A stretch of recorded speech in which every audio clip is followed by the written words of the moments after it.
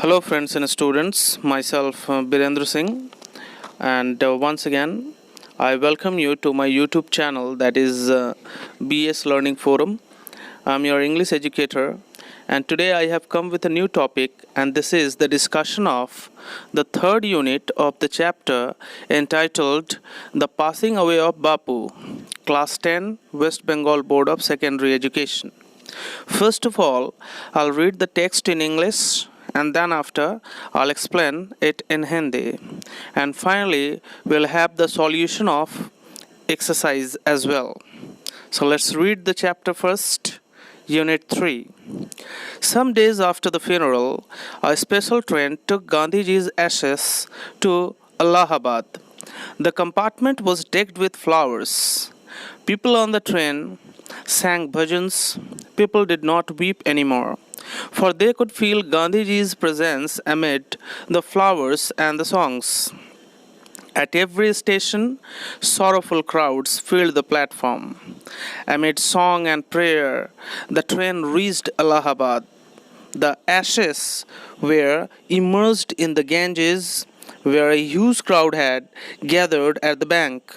Afterwards, we all went back to Delhi. Back in Delhi, I felt at sea. I had not directly walked with Gandhiji, gone to prison at his call, or make any sacrifice for my country. My sisters and I, and other young people like me, had been merely onlookers. But still, I felt at sea. I felt I had grown up within a magic circle. With Bapu's passing away, I felt the magic circle had vanished, leaving me unprotected. With an effort, I roused myself. I asked myself, had Bapu lived and died for nothing? How could I so easily lose courage when he was no longer there?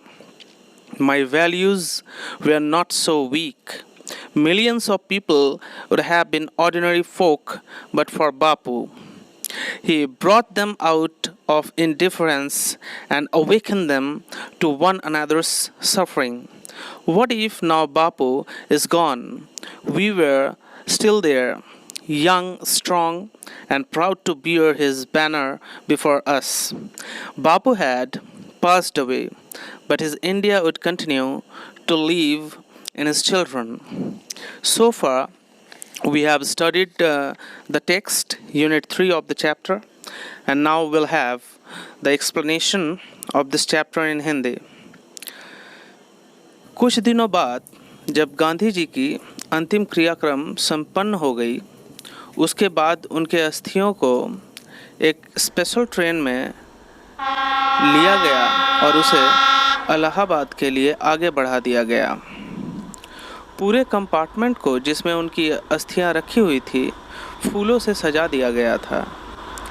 लोग जो हैं train में बैठकर भजन गा रहे थे। उन लोग अब दुखी नहीं थे, वे लोग अब रो नहीं रहे थे। दरअसल कण कण में वो गांधी जी की मौजूदगी को एहसास कर रहे थे। वो महसूस कर रहे थे कि गांधी जी हमारे बीच ही हैं, हमारी प्रार्थनाओं में, इन फूलों में, हमारे भजन में। हर स्टेशन पर जब ट्रेन रुकती थी, लोगों का भीड़ वहाँ मौजूद होता था गांधी जी के अस्थियों के स्वागत के लिए। पूरा प्लेटफॉर्म जनसमूह से भर जाता था। हमारे भजन और गानों के बीच ट्रेन इलाहाबाद पहुंचती है और उनकी अस्थियों को गंगा घाट पर विसर्जित किया जाता है। वहाँ पहले से ही उनके बहुत सारे भक्त मौजूद थे।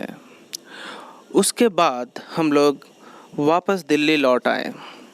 दिल्ली पहुंचकर हमने देखा कि हम लोगों के समुद्र के बीच में हैं। इतना बड़ा जन सैलाब था जो कि गांधी जी के प्रस्थान के बाद शोकमय था। हम सीधे तौर पर कभी भी गांधी जी के साथ किसी आंदोलन में भाग नहीं लिए थे, ना ही उनके बुलावे पर हम कभी जेल गए थे और ना ही अपने देश के लिए किसी भी प्रकार का त्याग हमने किया था। लेकिन जो भी हो, मेरी बहन और मैं ऐसा महसूस कर रही थी कि मैं लोगों के समुद्र में हूँ, उन लोगों के समुद्र के बीच हूँ जो गांधी जी के भक्त थे।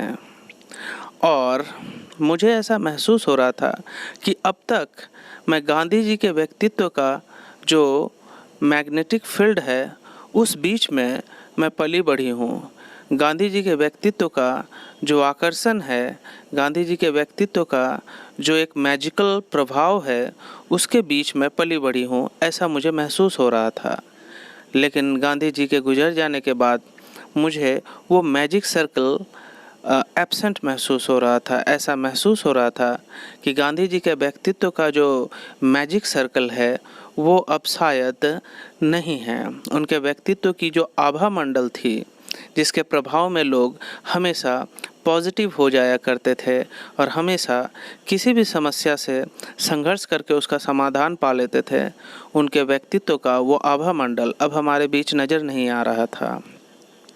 किसी प्रकार हिम्मत जुटाकर हम सभी आगे बढ़ें, हम उठें और हम ये सोचने लगे, क्या गांधी जी ने हमें यही सिखाया था कि जिस दिन वो हमारे बीच नहीं रहेंगे हम इतना टूट जाएंगे?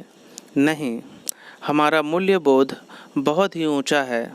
हमारे गांधी जी ने, हमारे बापू ने हमें हमेशा सिखाया है कि किसी भी कठिन परिस्थिति में हमें उठना चाहिए और आगे बढ़ना चाहिए। तो अब जैसा कि हम जानते हैं कि गांधी जी हमारे बीच नहीं हैं, फिर भी उनके आदर्शों को अपने साथ लेते हुए, उनके सिद्धांतों को अपने साथ लेते हुए हम आगे बढ़ेंगे और गांधी जी के मूल्यों को जीवन में उतारने का प्रयास करेंगे। गांधी जी हमारे बीच से जा चुके हैं, लेकिन यह भारत गांधी जी के संतानों की तरह आगे बढ़ेगा और आगे जिएगा और हमारी आत्मा में गांधी जी हमेशा बसे रहेंगे। इस प्रकार हमने unit 3 of the chapter the passing away of Bapu को पढ़ा और उसका हिंदी एक्सप्लेनेशन देखा। अब हम आगे बढ़ते हैं एक्सरसाइज की ओर और मैं ये कहना चाहता हूँ, इस एक्सरसाइज में जो भी प्रश्नोत्तर दिया हुआ है उसे सॉल्व करके उसका फ़ोटोग्राफ मैंने अपलोड कर दिया है। आप लोग उसे अपनी आवश्यकता के अनुसार पॉज करें और उसे देख लें और इस तरह से हम इस चैप्टर को फिनिश किए। Thank you for observing my channel and this video and do visit my channel for further knowledge and information, and please like, share and subscribe the video. Thank you.